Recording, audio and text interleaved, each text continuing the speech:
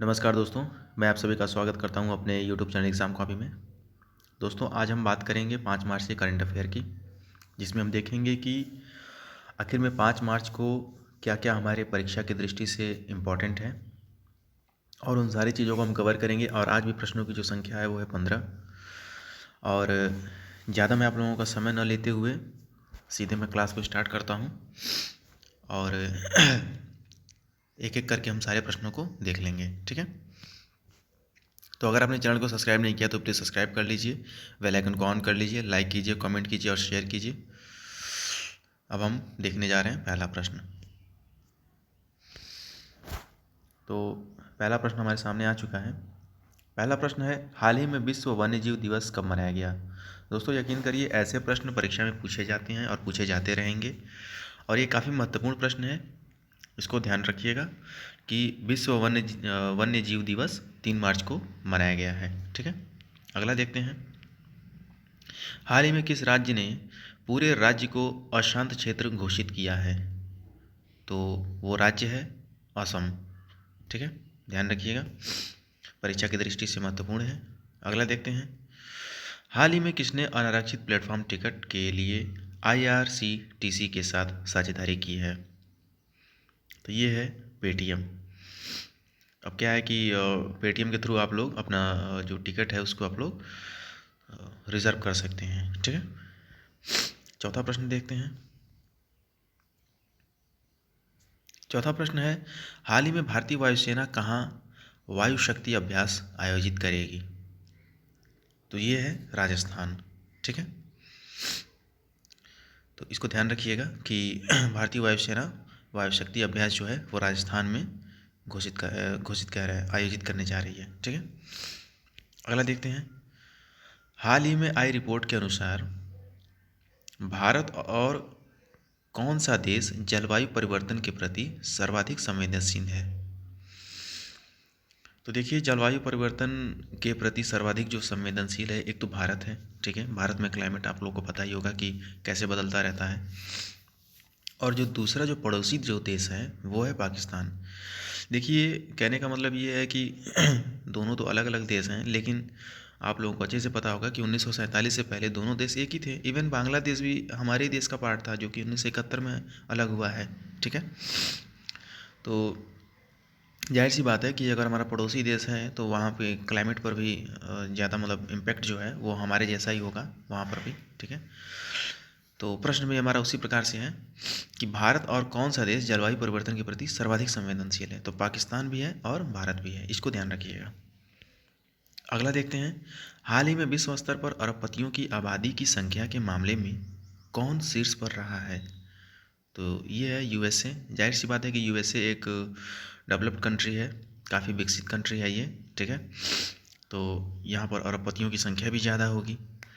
देखिए, किसी भी देश के प्रोग्रेस करने के लिए ये ज़रूरी नहीं है कि वहाँ पर इंसान कितने ज़्यादा रह रहे हैं। ये कभी कभी मैटर करता है, लेकिन हमेशा मैटर नहीं करता है, ठीक है? वरना आप खुद सोचिए कि यूरोप का एक छोटा सा देश US, जिसकी आबादी मुझे लगता है कि 35 से 40 करोड़ होगी, इससे ज़्यादा नहीं होगा। और वहाँ पर देखिए अरबपतियों की संख्या कितनी ज़्यादा है। और 35-40 करोड़ को अगर आप कंपेयर करेंगे भारत के साथ तो पता चलेगा कि वो हमारी पूरी आबादी का 1/3 है। यानी कि हमारी आबादी जो है वो 120 करोड़ से ऊपर है। लेकिन देखिए कि आबादी ज़्यादा है हमारे यहाँ, लेकिन क्या अरबपतियों की संख्या ज़्यादा है? बिल्कुल नहीं है। तो इस हिसाब से आप समझ सकते हैं कि मतलब देश के डेवलपमेंट के लिए पॉपुलेशन मैटर नहीं करता है। मैं ये नहीं कह रहा हूँ कि एकदम मैटर नहीं करता है, ठीक है? मैटर करता है, लेकिन उतना नहीं मैटर करता जितना कि स्किल पावर मैटर करता है, ठीक है? तो अब हम अगला प्रश्न देखते हैं। अगला प्रश्न है, हाल ही में यशराज फिल्म्स के नए CEO कौन बनाए गए हैं? तो ये हैं अक्षय विधानी, ठीक है? यशराज फिल्म के नए CEO बने हैं अक्षय विधानी। देखिए, फिल्म इंडस्ट्री से भी रिलेटेड प्रश्न पूछे जाते रहे हैं, तो ये भी काफ़ी इंपॉर्टेंट हमारे लिए हो जाता है, क्योंकि यशराज फिल्म्स बॉलीवुड में एक बहुत बड़ा बैनर है ये, ठीक है? बताते हैं कि अगर किसी को अपना करियर स्टेबल करना है तो बस वो एक बार यशराज बैनर की फ़िल्म को कर ले तो बहुत हद तक कामयाब होने के उसके चांसेस बढ़ जाते हैं। जैसे कि आपके रणवीर सिंह जो थे, उन्होंने यशराज फिल्म्स को ही पहले किया था, बैंड बाजा बाराती। तो वहीं के सीईओ कौन बनाए गए हैं? तो अक्षय विधानी बनाए गए हैं, ठीक है, ध्यान रखिएगा। अगला देखते हैं, हाल ही में किस राज्य सरकार ने पुरानी पेंशन योजना को बहाल करने के लिए एक पैनल का गठन किया है? तो यह है हिमाचल प्रदेश, ध्यान में रखिएगा। अभी उत्तर प्रदेश में भी शायद इसकी संभावना बन रही है, लेकिन ये कंफर्म नहीं है, बट हो भी सकता है। ओपीएस लागू करने की बात एक हमारे नेता के द्वारा किया गया है, ठीक है, देखते हैं क्या होता है। अगला देखते हैं, हाल ही में भारत और अमेरिका ने 19वीं सैन्य सहयोग की बैठक कहाँ आयोजित किया है? तो यह है आगरा। आगरा में भारत और अमेरिका के 19वां सैन्य सहयोग बैठक होगा, ठीक है, ध्यान रखिएगा। अगला देखते हैं, अगला है, हाल ही में डिजिटल परिवर्तन के लिए महिंद्रा ने किसके साथ भागीदारी की है? तो ये है गूगल क्लाउड। डिजिटल परिवर्तन के लिए महिंद्रा ने गूगल क्लाउड के साथ साझेदारी की है, इस चीज़ को ध्यान में रखिएगा। थोड़ी सी तबीयत ठीक नहीं है। अगला देखते हैं, हाल ही में स्ट्रैटजा मेमोरियल बॉक्सिंग टूर्नामेंट ने निखत जरीन और नीतू ने कौन सा पदक जीता है? तो ये है स्वर्ण पदक, ठीक है।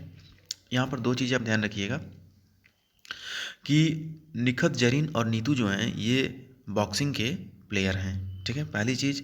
और दूसरी चीज़ कि स्ट्रैटजा मेमोरियल बॉक्सिंग टूर्नामेंट में ये स्वर्ण पदक जीते हैं। ये दोनों चीज़ याद रखना है, क्योंकि कभी कभी क्या होता है कि एग्ज़ाम में हमसे डायरेक्ट पूछ लिया जाता है कि ये खिलाड़ी किस चीज़ से संबंध रखता है, किस खेल से, ठीक है। अगला देखते हैं, अगला है, हाल ही में NIC टेक कॉन्क्लेव के तीसरे संस्करण का उद्घाटन कहाँ हुआ है? तो ये है नई दिल्ली, ध्यान रखिएगा, इम्पॉर्टेंट है। आखिरी के 3 प्रश्न देखते हैं। आखिरी के 3 प्रश्न इस प्रकार से हैं कि हाल ही में विश्व बैंक ने अपने किस भारत प्रमुख को मीगा का उपाध्यक्ष नियुक्त किया है? तो ये हैं जुनैद कमाल अहमद। मीगा के नए उपाध्यक्ष कौन बनाए गए हैं? तो जुनैद कमाल अहमद, ठीक है। अगला देखते हैं, हाल ही में रुड़की वाटर कनक्लेव के दूसरे संस्करण का उद्घाटन किसने किया है? तो ये हैं गजेंद्र सिंह शेखावत। ये आई थिंक ये वाटर मिनिस्टर भी रह चुके हैं, जल मंत्री भी ये रह चुके हैं, ये ठीक है, कंफर्म बता रहा हूँ, जल मंत्री रह चुके हैं, डाउट नहीं इसमें, ये रह चुके हैं, ठीक है। तो वही पूछ रहा है कि रुड़की वाटर कनक्लेव के दूसरे संस्करण का उद्घाटन किसने किया है? तो ये है गजेंद्र सिंह शेखावत। आखिरी प्रश्न देखते हैं, हाल ही में भारतीय वायुसेना की पश्चिमी कमान के नए कमांडर इन चीफ कौन बनाए गए हैं? तो ये हैं श्री कुमार प्रभाकरन। नाम याद रखिएगा, महत्वपूर्ण है कि वायुसेना की पश्चिमी कमान के नए कमांडर इन चीफ कौन बनाए गए हैं? तो श्री कुमार प्रभाकरन बनाए गए हैं, ठीक है। तो इस प्रकार से हमारे 15 क्वेश्चन कंप्लीट होते हैं, और पर डे आपको 10 मिनिमम 10 क्वेश्चन और मैक्सिमम 15 क्वेश्चन आपको मिलेंगे। अभी तो 15 क्वेश्चन ही मिल रहा है, ठीक है। तो अगर अपने चैनल को सब्सक्राइब नहीं किया तो प्लीज़ सब्सक्राइब कर लीजिए, बेल आइकन ऑन कर लीजिएगा, लाइक कीजिए, कमेंट कीजिए और शेयर कीजिए। मिलता हूँ फिर मैं आप लोगों को अगले वीडियो में, तब तक के लिए नमस्कार।